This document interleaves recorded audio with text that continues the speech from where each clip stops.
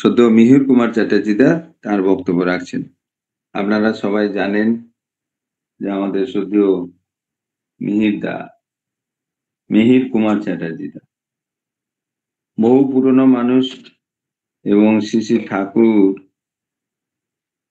যখন দেওঘরে অবস্থান করছেন সেই সময় তিনি ঠাকুরের দর্শনে যান, ঠাকুরের সঙ্গে তার কথোপকথন, এবং ঠাকুরের নির্দেশে তিনি সংস্কৃত বিষয়ে পড়াশোনা করেন।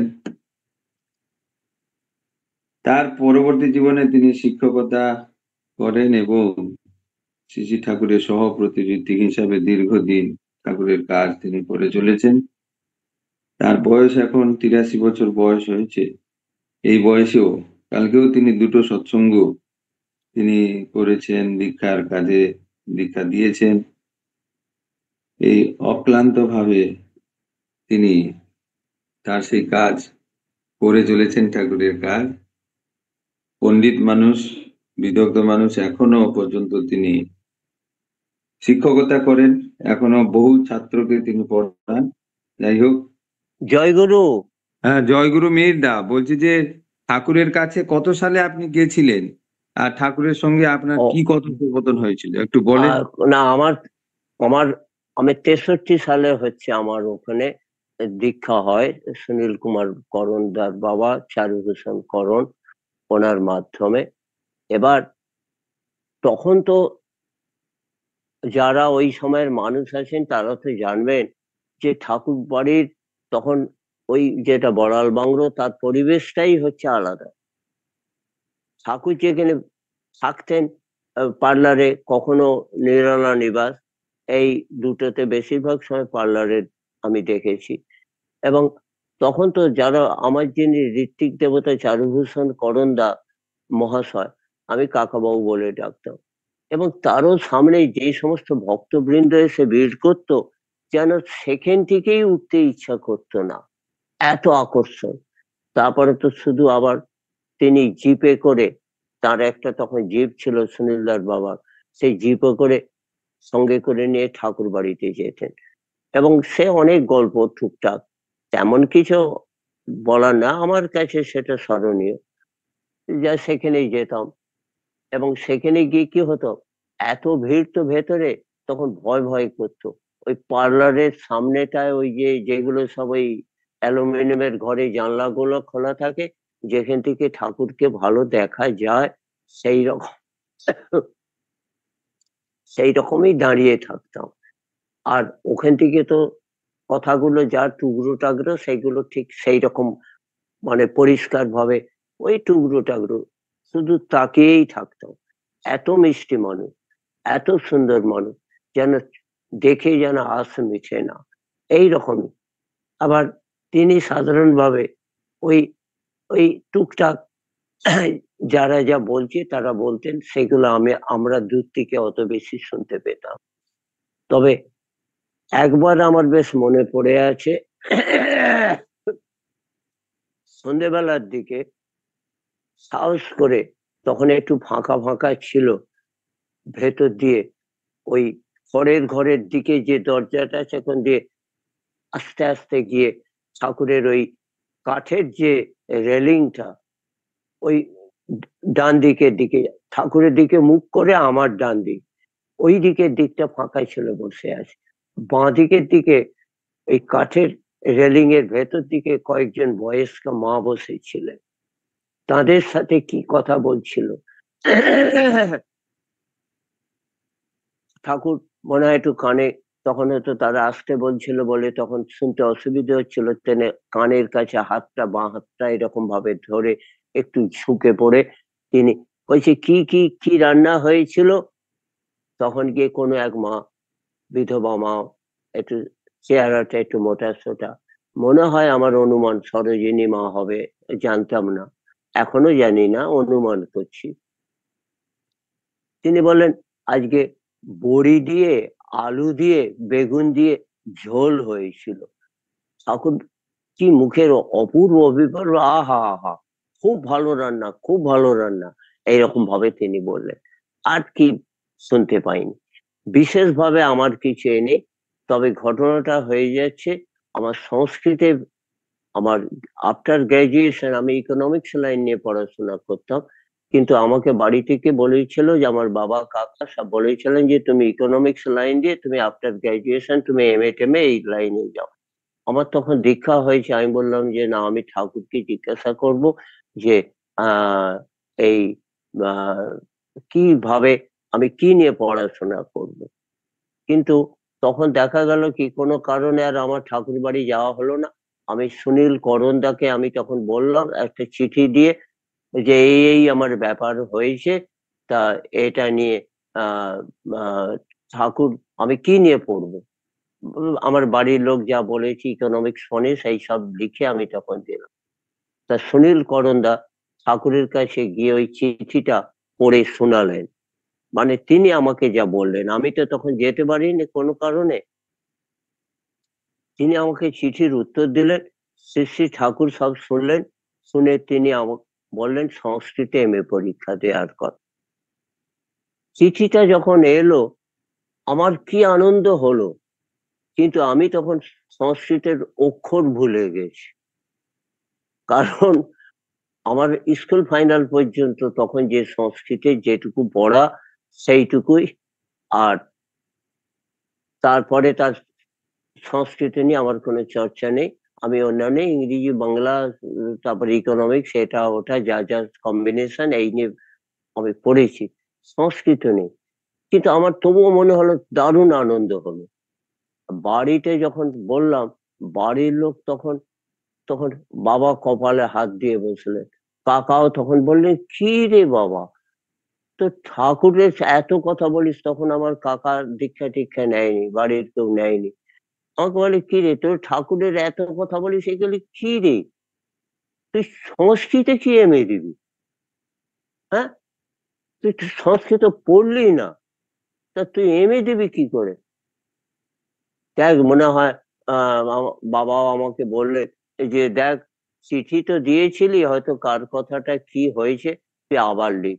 আমার মন চায়নি, কিন্তু তবুও আমি করলাম কি, না ওখানে তাদের কথার জন্য যেহেতু তারা গুরুজন করে, আমি তখন আবার যে বাড়িতে এরকম সব বলছে ইকোনমিক্স এইসব নিয়ে করলে পারে এর অনেক ভবিষ্যৎ অমুক তমুক হ্যান ত্যান।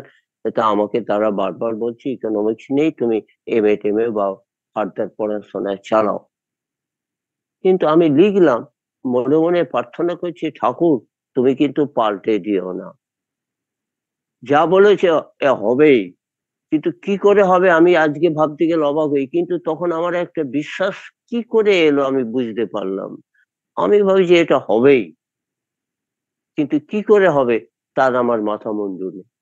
যাই হোক, আমি তো চিঠি লিখলাম।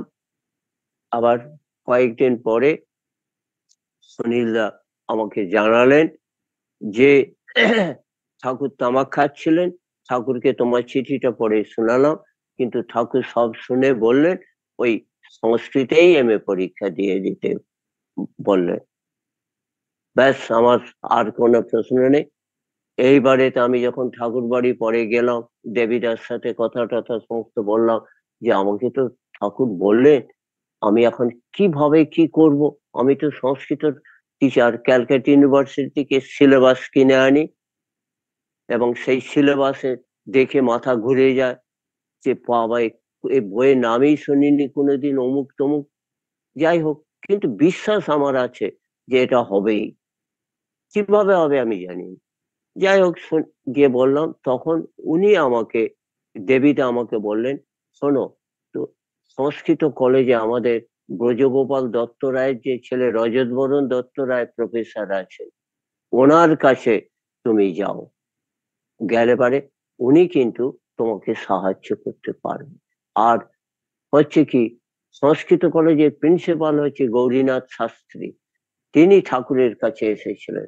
তুমি তার কাছে যোগাযোগ করবে, করে গিয়ে তুমি সেখানে গিয়ে বলবে যে আমার উপর ঠাকুরের এরকম আদেশ হয়েছে, আপনারা আমাকে পথ বলে দিন। আমাকে দেবীরা এই পরামর্শ দিলেন। আমি তো চলে এলাম। এসে এই সংস্কৃত কলেজ তখন চিনি না, খুঁজে খুঁজে খুঁজে খুঁজে ওখানে তো গেলাম। গিয়ে টিয়ে যখন গিয়ে সংস্কৃত কলেজে ভয়ে ভয়ে ঢুকে খবর নিলাম যে আমি গৌরীনাথ শাস্ত্রী মহাশয়ের সাথে দেখা করব। তিনি বলেন, গৌরীনাথ শাস্ত্রী তো এখন তো প্রিন্সিপাল নন, উনি তো রিটায়ার্ড হয়ে গেছে। ব্যাস, মনটা বসে গেল। যাই হোক, তারপরে এসে রজত বরণ দত্ত রায়, ওনার খোঁজ করলাম। উনি বলেন উনি তো এখন তো জলপাইগুড়ির কলেজেতে ট্রান্সফার হয়ে চলে গেছে, উনি তো এখানে নেই। আবার চিঠি দিয়ে দেবীদার সাথে কথা টথা বলতে বলতে বলতে বলতে সংস্কৃত কলেজের যে টোল ডিপার্টমেন্ট আমি জানতাম না, তখন আমাকে বললেন যে শোনো, ওরা একটা সংলগ্ন একটা টোল ডিপার্টমেন্ট আছে, ওখানে বড় বড় পণ্ডিতরা আছে, তুমি ওখানে গিয়ে যোগাযোগ করে তুমি গিয়ে একটু পড়াশোনা করো। আমি গিয়ে খোঁজ টোজ নিয়ে তখন দেবিতাকে বললাম যে এই সিলেবাসেতে এতগুলো গ্রুপ আছে, আমি কোন গ্রুপ নিয়ে পড়াশোনা করব? এই গ্রুপ 4টে পেপার কমন আর 4টে পেপার অপশনাল, কে কাটবে? তিনি বলেন এই গ্রুপটা সব থেকে ভালো, ওতে সাহিত্য টাহিত্য সমস্ত আছে। আমি তখন গিয়ে ওখানে যারা সাহিত্য ডিপার্টমেন্টের যে টিচার, আমি সেই সংস্কৃত কাব্য টাব্য এইসব পড়ায়, আমি তার কাছে সিদ্ধেশ্বর পঞ্চতীর্থ মহাশয়ের কাছে গিয়ে আমি ভর্তি হয়ে ওখানে পড়াশোনা শুরু করলাম। এই করতে করতে করতে কাব্যতীর্থ পাস করলাম, কিন্তু এমএ হচ্ছে না। ঠাকুর তো ইতিমধ্যে তো তিনি তো দেহ রক্ষা করেছেন, আমার আর এমএ হচ্ছে না। যাক, সে অনেক গল্প দাদা। যাক, মোটামুটি এইরকম ভাবেই হয়ে আলটিমেটলি আমার এই এমএ পাস হলো, এবং এর মধ্যে দিয়ে আমার চাকরি হলো। সে অনেক কিছু ঘটনা, যে ঠাকুর তিনি মানুষের ভাগ্য জানেন। আর ব্যক্তিগত কথা কি বলবো, তবে মনে মনে ভাবি ঠাকুর আমাকে চরণে স্থান দিয়েছেন, এবং আপনাদের মতো এই যে ভক্ত মানুষের আমি সঙ্গ করবার সুযোগ পাচ্ছি, এটা আমার ভাগ্য। এবং আমার হাজার দুর্বলতা সত্ত্বেও আপনাদের প্রেরণা, আপনাদের উৎসাহ, আপনাদের উদ্দীপনা, এটা আমার একটা পরম প্রাপ্তি, এটা ঠাকুরেরই দান বলেই আমি মনে ভাবি। এই যে কাল বিশ্বনাথ দা আমাকে প্রেরণা না দিলে, আমি পুজো পাঠ করে এসে আমি বিছানার মধ্যেই আমি চুপচাপ আমি কিন্তু এখানে আবার শুয়ে পড়তাম, ভালো লাগছে না। কিন্তু এখন আমি চাঙ্গা আছি, তত্তরে আছি। এইটাই হচ্ছে সৎসঙ্গ করার, তার কথা ভাবা বলা করার মধ্য দিয়ে মানুষের মধ্যে যে ঐশ্বরিক শক্তিটা আসে, এটা কি করে এলো? আমার বাড়ির পরিবেশ আমি যে প্রেরণা পাবো না সব সময়, আপনার বাড়ির পরিবেশ আপনিও সব সময় প্রেরণা পাবেন না। কিন্তু যখন সৎসঙ্গে যাবেন, যখন সেখানে যোগাযোগ করবেন, ভক্তবৃন্দকে যখন দেখবেন, তখন তাদের প্রভাবে, ওনার প্রভাবে আমি, আমার প্রভাবে আপনি, ওনার প্রভাবে তিনি, এই রকম ভাবে আমরা হব কি, তা প্রত্যেকেরই প্রভাবে প্রত্যেকেই প্রভাবান্বিত হয়ে উঠবো। এটা আমার রিয়ালাইজেশন। ওই জন্য যে কোনো অবস্থায় সৎসঙ্গে যেতে হয়, করতে হয় আন্তরিক ভাবে, তাতে সহযোগিতা করতে হয়, যার যতটুকু ক্ষমতা। তোমার যে চোখ আছে তা দিয়েই দেখো, তোমার যে পা আছে সেই যে কীর্তনিয়ার যে গান, তোমার যা ধন আছে সেই ধন দিয়েই তার সেবা করো। তুমি 5 টাকা দিতে পারবে, 5 টাকাই সিনসিয়ারলি দাও, এবং 5 টাকা কেউ সিনসিয়ারলি দিলে 5 টাকাই সেটা সিনসিয়ারলি গ্রহণ করে তাকে উৎসাহ দিতে হয়। জয় গুরু দাদা, অনেক বকবক করা হয়ে গেল, আর কি বলবো। জয় গুরু। এখন তো এই